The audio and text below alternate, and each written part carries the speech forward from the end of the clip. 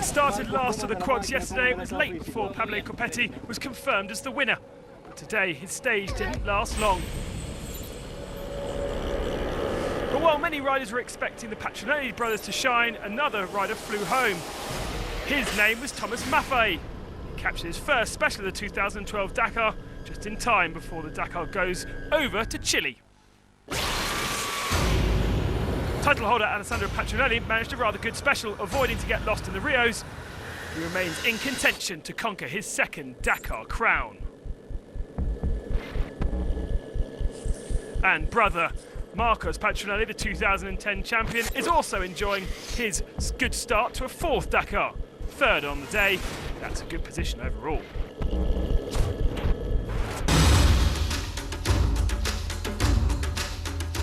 Nasser Al-Attiyah was flying over trees and Rios, but would it be enough to take stage victory?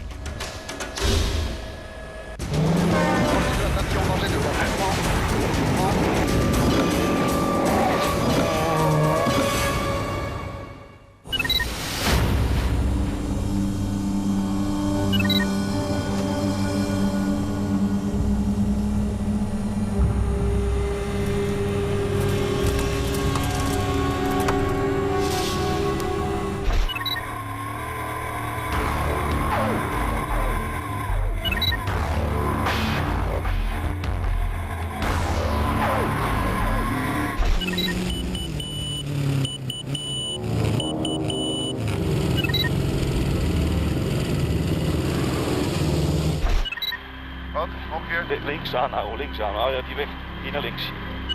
Ja.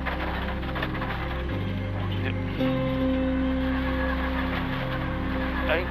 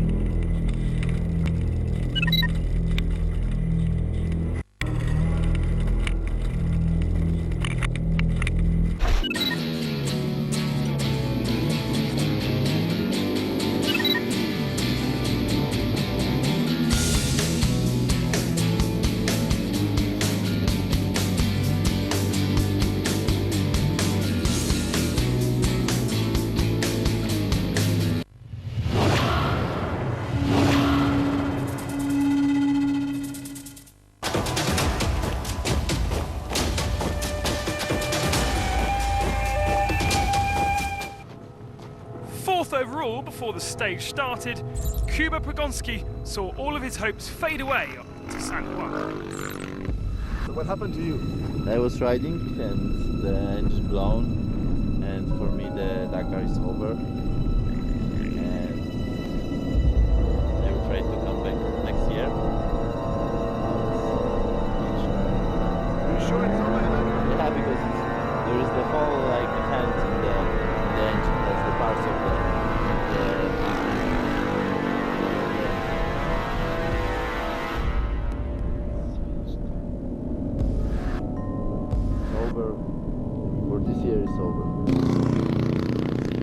His KTM stuck in the middle of the desert. All the Polish rider could do was enjoy some warmth from the locals and a local empanada.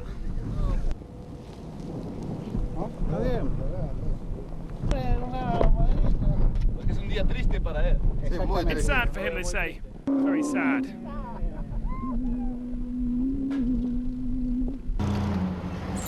Meanwhile, for this Argentinian Jeep crew, things were rather tense around their car. Pero déjame que yo lo manejo al auto.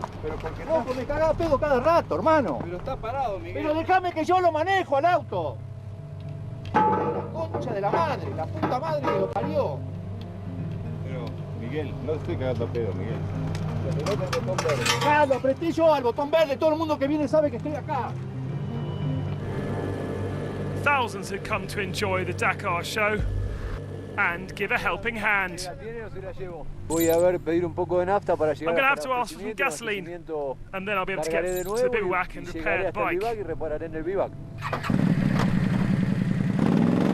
indeed. That too is part of the Dakar spirit. Guerrero was eventually given some gas, and his Dakar adventure continues. Para un segundo que te carguen.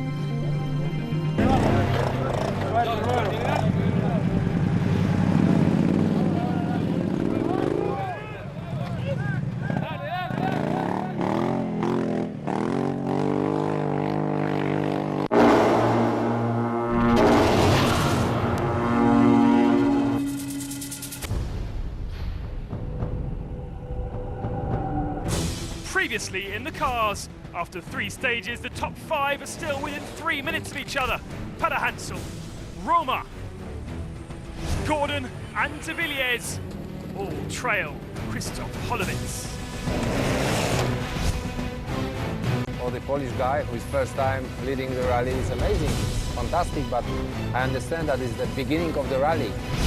And who does Robbie Gordon fear most? I'm going to say Peder Hansel. And then behind him is going to be my teammate. But if Nasser wins, the team still wins. So we're happy with that. And what of last year's champion? Alatir has some work to do. 6.5 minutes back. Just how much will he make back today? What's up? Nothing, just helping a friend, you know, pick up his boot, you know. We must do it.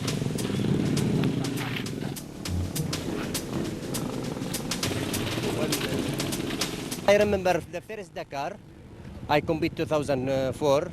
I stopped last 5 kilometers, no fuel. And the bike people, because I stopped all the cars, nobody stopped for me. And I stopped the bike and he gave me fuel to finish the stage, you know. Now it's like, it's inside, you know. Always I try help him and say good luck, and it's normal.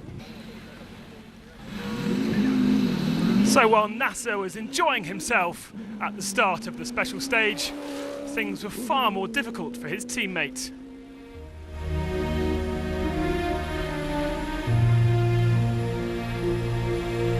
It was already looking like a bad day for Robbie Gordon. Within 10 kilometres of the stage, he was already losing time. He just wasn't fast in comparison to his teammate. By the end of the stage, he had lost 25 minutes. Perhaps this was part of the problem. Water flowing into the cockpit of his machine.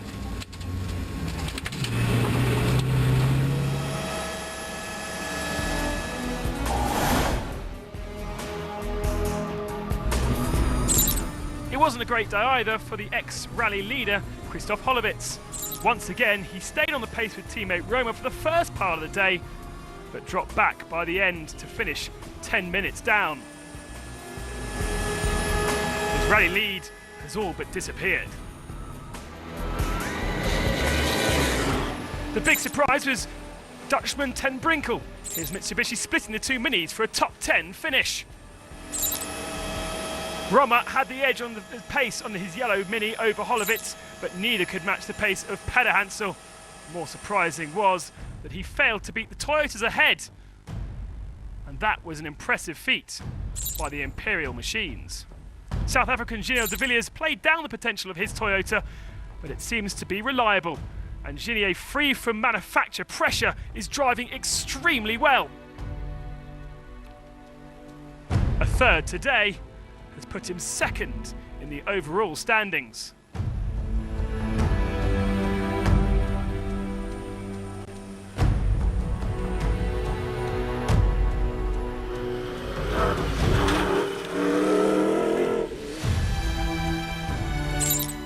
Perhaps, though, he will be a little bit shocked to find himself behind one of his teammates, Orlando Terranova, now very much on terra firma in Argentina, has been flying yesterday and today as well, getting a top 2 position in his Toyota. Oh, what could have been stage 2, he broke a drive shaft and lost an hour. He'd be right up there if that hadn't happened. And to the front of the stage then, and as you'd expect, Frenchman Stefan Peder Hansel was right up there, pushing hard. He lost time yesterday and therefore needed to find a bit of a pace. He knew that Alatir would be pushing as well. It was the sort of stage that the Mini really enjoyed. And for the most part, it looked like Pelle Hansel would have to settle for second best. We started with a really good rhythm, but we've had to calm down because we got 2 punches yesterday. At the end, I guess it's just a good result. For Nasser Al-Attiyah, he was the man to beat, absolutely flying through the stage. The times came in and he was faster and faster, making a bigger gap and decreasing that deficit that he created. But then mistakes started to happen at the end of the stage. Firstly, this off into the trees, and then he got stuck in the mud. He eventually lost 15 minutes. Last 40 kilometers, I think. There is one corner, but this was completely water and the car is sliding, and just we stuck, you know. So the overall, the stage day, Pelle Hansel from Terra Nova and De Villiers making Toyota 2-3, great result for them, and then 2 more minis in 4th and 5th position. And that changes things in the overall now. Pelle Hansel 5 minutes ahead of De Villiers, Roma 3rd, Holovitz 4th. Robbie Gordon does hold on to 5th spot despite his problems.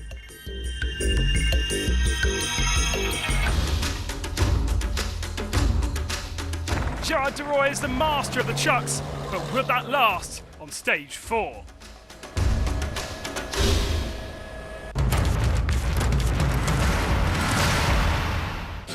"20 bikes suffered the wrath of the organisers yesterday, having missed 2 waypoints in the mountains. Despite unlocking them by passing them within 800 metres, riders like Ulvasetta failed to get within 200 metres to register at that point of the racetrack. And therefore were hit with a 40-minute time penalty.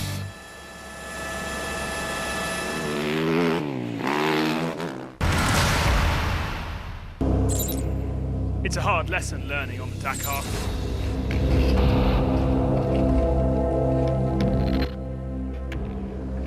Ilka Klauman's first Dakar was finished by stage 3. The Husqvarna rider suffering a severe accident and injuring his shoulder. It's game over for the Brazilian.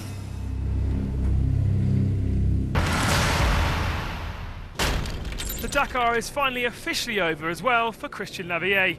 He did his best to make it to the start of the 3rd special, in vain. It's an electronical problem with the injectors of the engine. When we were at 1,200 metres, the car turned off, so we couldn't start. And because the start was at 1,800 metres and went to 3,500 metres, we give up.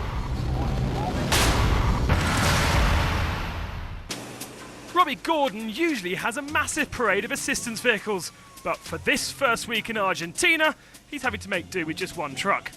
The rest are still stuck on a boat. It means a lot of logistical and setup problems. We've got enough to get to halfway. We're conserving tires, we're conserving all kinds of parts right now, just trying to save the stuff for the end.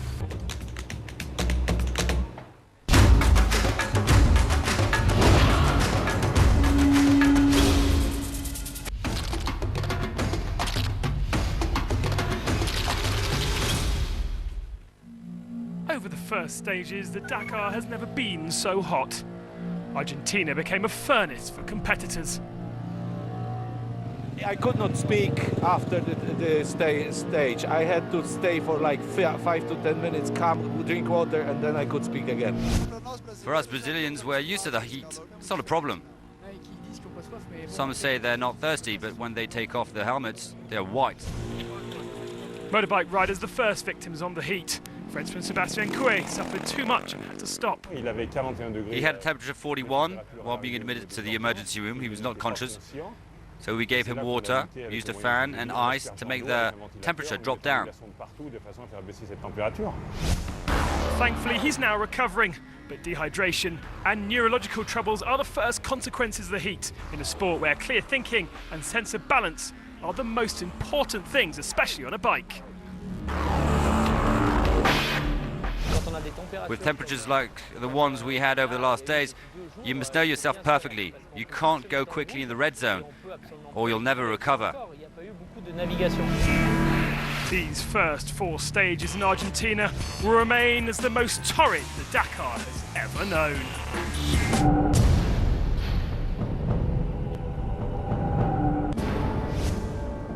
511 truck of ex-WRC driver Mickey Biazian is a real threat to team manager Gerard Deroy, as was proved in Morocco earlier this year when he took victory. The Italian took the stage win yesterday, but wasn't quite able to grab the overall because this man has. Kazakhstani Arthur Victus is very much a product of the Silk Way rally and only started driving these trucks a few years ago for the Kamaz team and is now leading this Dakar.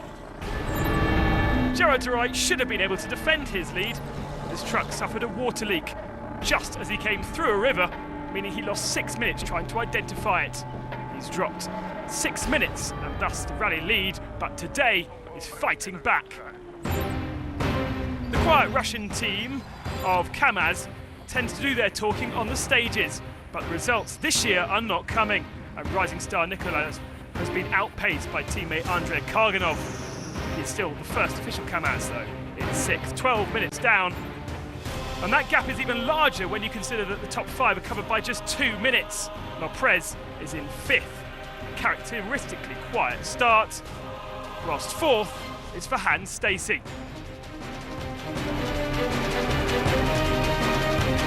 Stacey's happy playing the team game for the Deroy team, desperate to topple the Russians, and Hans is the only man on this rally to have won a Dakar. 2005, that was the last time Kamaz.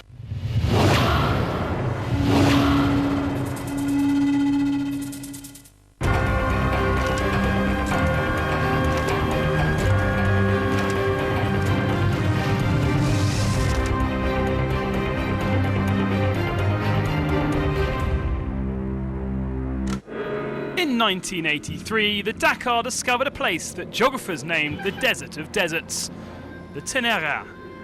It would be an addition to the rally route that no one would ever forget. The 12th of January, after 150 kilometers of stage, the wind started blowing and a sandstorm was to follow. Men would get lost and few bikers found the Tenera tree for refueling. Some did continue their journey. Hubert Oriel finished second on the special behind Marc Joigneux, but after what was to remain a great moment in the history of the event. The majority, however, were scattered in the middle of nowhere.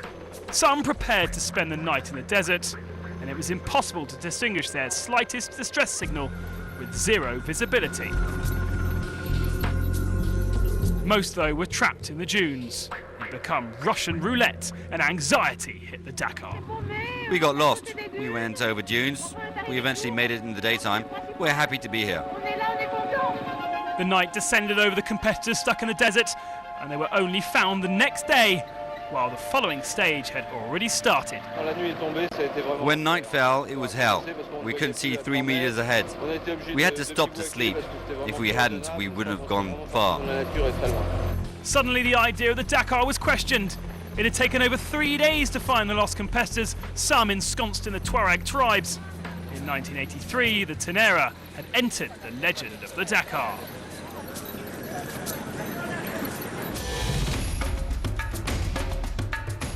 Stage 5 is one of the most feared of the rally as competitors face the fierce Fiambula, a huge dry desert that takes no prisoners. But how will Deprez resist Coma's charge? And will Nasser Al-Attiyah finally keep out of trouble? All this and more when the Dakar adventure continues.